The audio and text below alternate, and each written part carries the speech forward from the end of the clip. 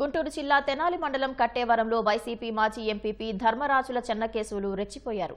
న్యాయవాది ఖాదర్ హుస్సేన్ ఇంటిపై దాడి చేసి తలుపులు, కిటికీలు, చేతి పంపు ధ్వంసం చేశారు. రోడ్పై వెళ్తుండగా చెన్నకేశవులు, ఖాదర్ హుస్సేన్ బైక్లు ఢీకొనటం వివాదానికి దారితీసింది. ఈ నేపథ్యంలోనే తన ఇంటిపైకి చెన్నకేశవులు 50 మందిని వెంటేసుకుని వచ్చి దాడి చేసినట్లు న్యాయవాది ఖాదర్ హుస్సేన్ పోలీసులకు ఫిర్యాదు చేశారు. ఇంటిపై పెట్రోల్ పోసి తగలబెడతామని బెదిరించినట్లు ఫిర్యాదులో పేర్కొన్నారు. న్యాయవాది హుస్సేన్పై దాడిని తెనాలి బార్ అసోసియేషన్ సభ్యులు తీవ్రంగా ఖండించారు. సోమవారం తెనాలి కోర్టులో విధులు బహిష్కరించనున్నట్లు ప్రకటించారు.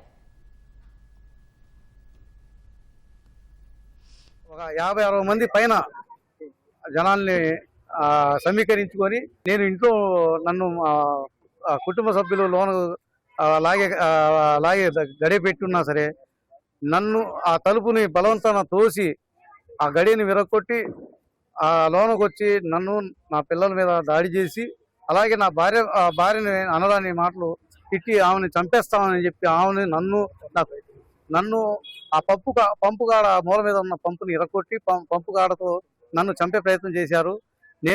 నేను బలవంతాన డోర్లు మూయకపోయింటే ఈరోజు ఖచ్చితంగా నన్ను వాళ్ళు చంపేవాళ్ళు. వాళ్ళ ఉద్దేశం అయితే నన్ను చంపే ఉద్దేశం కనపడింది.